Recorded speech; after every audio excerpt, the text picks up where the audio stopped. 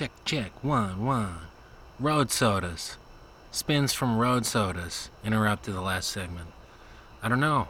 I was holding on to the nickname, the Q word, the keyword, the whole while since pulling the OG Rockstar out the fridge, man. I was like, okay, I got it. Now I'll just don't say it right now. And eventually, 9 minutes later, it was all that could come to mind, and I got this like beautiful, overlay, and it was like, oh yeah, yeah. Anyway. So drinking and driving, that's not very exciting. Road sodas is just giant beers like this. Prefer nose beers or just rollies. Not the rollies, the cigarette tobacco, but like ecstasy pills. Yeah. Anyway, as far as illegal stuff out the way, I was just gonna call it road sodas. Road sodas. You know what? No, never mind. It's good enough.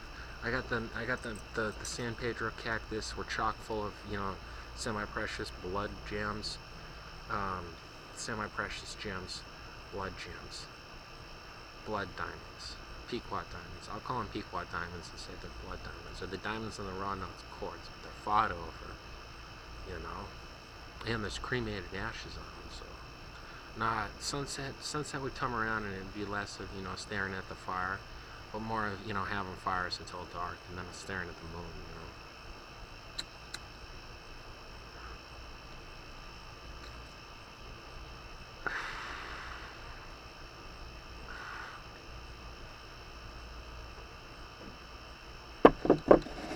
Spins from road sodas. Yeah, road sodas. I've never heard of road sodas. So you can drink while the car's in motion, as long as you're not driving the car. It's in Connecticut. So if you're a passenger, you can go ahead and get wasted on whatever kind of road sodas. But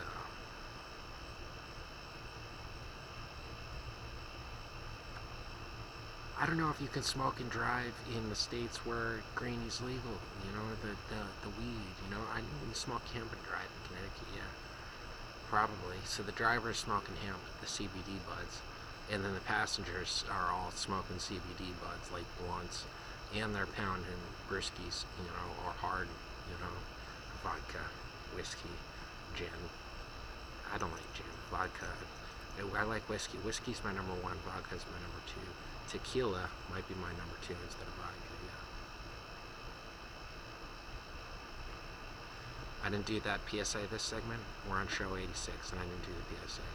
So for 3,600 days of my life, I was on risperidone, back-to-back consecutive days.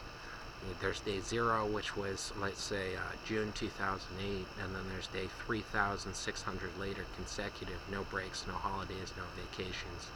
At least one every 24 hours. For 2 years, there was 30 milligram administered once a week, and 12 milligram every 12 hours. And then for most of the years, it was just 12 milligram every 24 hours until the end, and then it was an 8 milligram every 24 hours. That chapter of my life's not quite over. They put me on different meds, and it's been over 400 days of Vraylar 6 milligrams. Or it was 400 days of Vraylar 6 milligrams, and then it was 30 days, just about 30 days of 4.5s. And I'm not really on 3 milligrams yet. So what I'll leave now in the open-ended is sort of a riddle is what injury exactly would it let's see, the prerequisites for that kind of medical treatment. What are the prerequisites to that kind of medical treatment? Unless you're just some random test subject,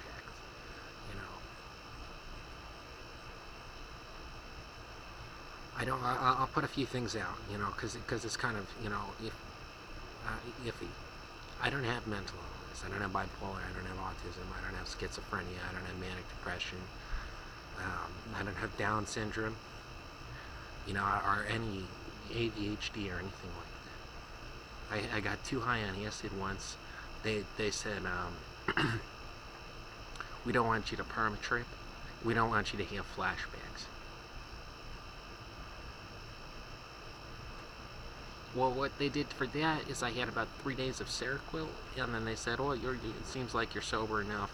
and I was released. So there was that, and then something. 4,000 days later, still on meds. So that's what brings the sort of flair to the entertainment, or the shoot in the wind, And like I said, the audience is for a couple of centennials, in case they're wondering about me. Whenever they do get the chance to bedridden, and if they're given privilege for some Andy C. New London New England radio show on the DVDs or on a television or something like that, they want to catch up on the last year of where has I been and what my adventure's been like. Most of it's been, or 86 hours has been on record. So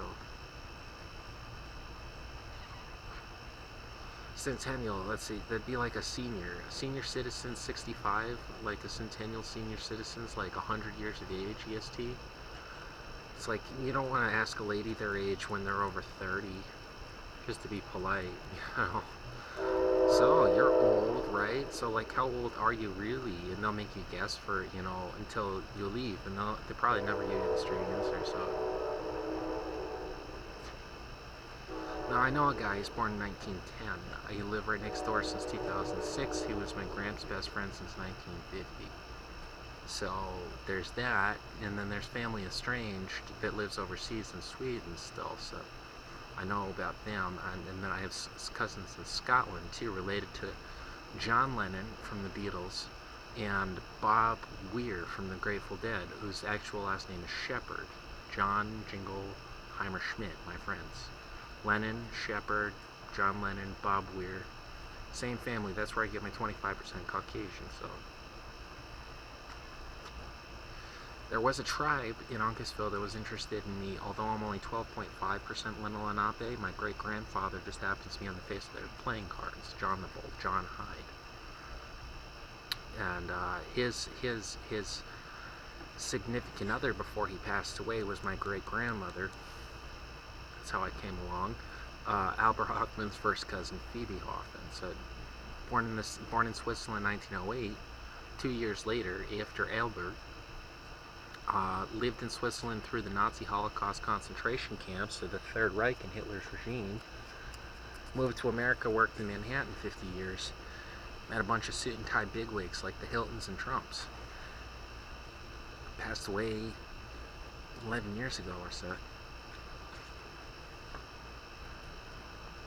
I'm looking for the commercial now, and it's 30 Days of Night, where the vampire is about to slay the lady that's looking up at the stars, like, Mary, are you up there, Except in my interpretation of it, it would have been like a Mystery Science Theater 3000. She looks up at the stars for the moon, and he says, moon? We don't need a moon, no moon. Kind of like Slipknot Volume 3, Your God Is Mine,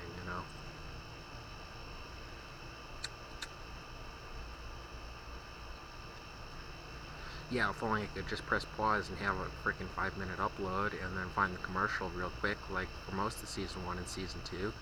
This stuff has been nitpicked to the teeth, to the dotted I and the cross T, through halfway season 2.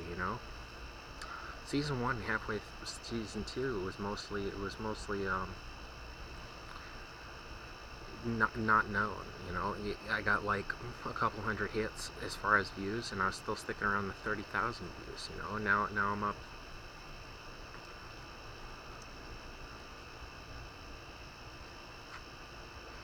And these aren't really smoking themselves. No, you want a little bit of me sun scene? Check the gradient in the sky.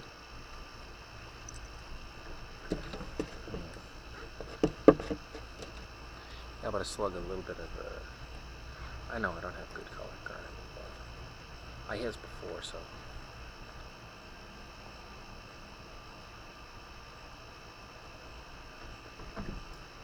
So what I was leaning at in the last show, I'm not gonna be a senior citizen unless they come out with some crazy new medical treatments. For the medical treatments that I undertook already, they were brandy new. They were like being developed in 2004, and then they didn't come out into the public after test phases until like 2006 or 2007, and then they were pretty mainstream by the time I got it. But since then, I heard that Risperidone is probably taken off the shelves by now. So there's that. That's just what I heard, though. And we finally got one star in the sky, still no moon. And these ain't smoking themselves. Nissan scenes, right?